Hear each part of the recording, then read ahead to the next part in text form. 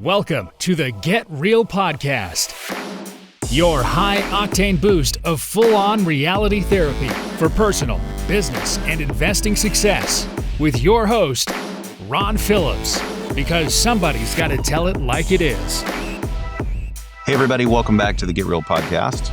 Ron Phillips here. And last week, we talked about some crazy stuff going on in New York City. And this week, we're going to talk about some crazy stuff from the complete opposite end of the spectrum. I have told you many times on this show, I'm an equal opportunity hater of most things government does, because most things government does screws things up. I keep promising that we're going to do a show on the appraisal situation and how the government completely screwed that up. That is not what this one is going to be about, however.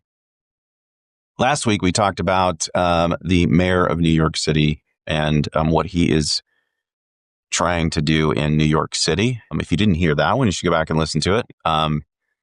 Not a fan, I guess, is the short version of last show. Not a fan.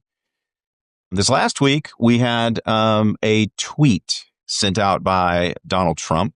President Trump said that he plans to eliminate the ability for institutional investors to buy real estate, buy investment real estate, right? So single-family homes specifically. He's putting that into place to help with the inflation of house prices, right? These institutional investors often get blamed for jacking up the prices of real estate, in that the affordability issue that we currently have is specifically because and due to institutional investors getting into the game over the last, decade-ish, right? I have some fundamental problems for the same reason I had fundamental problems with what we talked about last week. The government should not be dictating what private owners of real estate should do with their real estate. So, let's break this down just a little bit, because I want to give you a little bit more insight into what people are talking about. Because if you've seen this online, this feels like a debate between the right and the left. And I've literally had it with all of that nonsense. We're going to look at let's just look at the financial, and occasionally we talk about constitutionality around here. I believe that is very, very important. The government shouldn't be taking more rights away from landowners. They've already taken enough. We talk about taxes. They shouldn't be taking more taxes. They're already taking enough. President Trump ran on reducing the regulations, and here we are getting ready to increase regulations. I have a fundamental problem with the government telling folks what they can do with private property, which is the exact same problem I had last week with the other quote unquote other side and what they're trying to do in New York City. You can like or dislike institutional investors. That is irrelevant to whether or not companies should be able to purchase single-family homes and provide them as rental inventory. Completely a separate issue. Now, let's just talk about the elephant in the room that nobody even realizes is in the room. And that is, how in the world can the small amount of rental inventory that these institutional investors own completely upend the affordability of housing in America? And let's just talk through the numbers real quick. There's somewhere in the neighborhood of 150 million housing units. Some sites will say a little bit less than that. It's in the 140 million. Some sites will say a little bit more than that. Let's just call it 150 million just to make it simple. Okay. This is single family homes. This is not commercial property. This is not apartment buildings. This is single family homes, single family home units. So of those, roughly 60% are owner occupied. Now, I think a lot of Americans, maybe some of you listening right now, feel like it's a lot more than that. Like there's a lot more single family homes. Most of them, the vast majority of them, are owned by owner occupied folks that live in homes. They bought it, they live in it. It's their family home, right? And I guess 60% is a majority, but it's not the vast majority. And it's not the number that I think most people feel like. 30% are rental units. 30% are rental units. So the other 10% are vacant units. And, to go back to last week, like when you're dictating what people do with vacant units, that's a problem, especially when most of the people who are renovating these vacant units and making them available again as units, renovated units for people to live in, are private entities. They're private companies doing that. When you restrict that flow or you slow down that flow, you get less of the thing. And the thing is rental properties. Anyway, I'm going to try to stay on topic for this week, right? Because what President Trump is saying is that the 3%, now the institutional investors own 3%. And some sites you look at, they own 4%. In any case, they don't own that much of the rental stock. So of the 30% that is rental property, 3 to 4% of that is owned by these big companies. It's just not that much. Now, in some markets, that's more concentrated, right? Because these large institutions have over purchased, and I say over purchased, they purchased a lot of property in certain markets. But except for those specific markets, these institutions own a very small percentage of the rental real estate, let alone the total number of houses that are out there.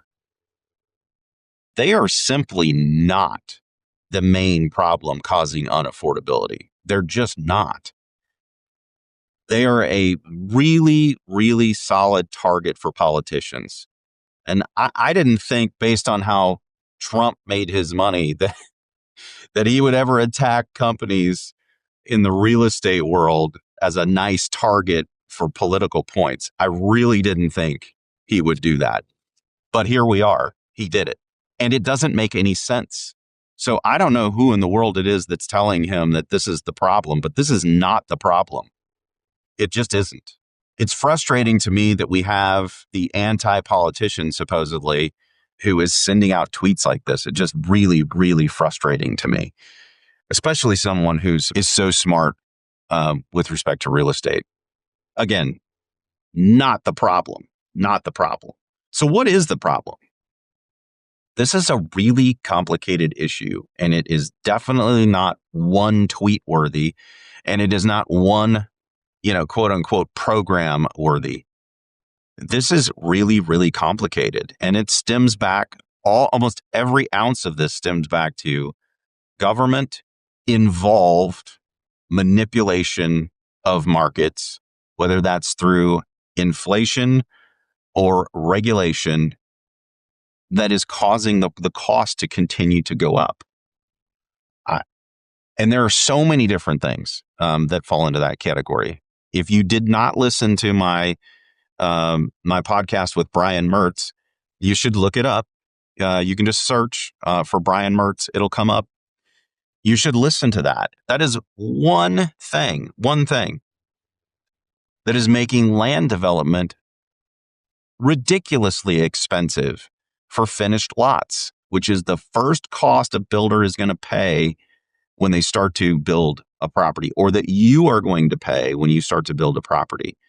And if we make the land and the infrastructure in the dirt more expensive, guys, that makes the house more expensive. Out of the gate, it makes it more expensive. And then, of course, you have inflation of literally everything that goes into building a home. You combine that with a labor shortage, and now potentially, again, I haven't seen this happen at scale, but potentially deporting a massive amount of the workforce. And again, we've discussed this on the show before. I am all for legal immigration, but when your workforce is already here and they're working, when you take them out of the country and the country doesn't have enough laborers and tradesmen to do the work, you've got yourself a real problem. And that we haven't even really seen that yet. So this was a silly tweet. I don't understand why everybody's jumping on. Well, I do. I understand why people are jumping on board. It's just a very convenient scapegoat. But if you do just a modicum of research, you find that this is just not the problem. It's not even a sliver of the problem. And so be informed out there, guys. Be informed.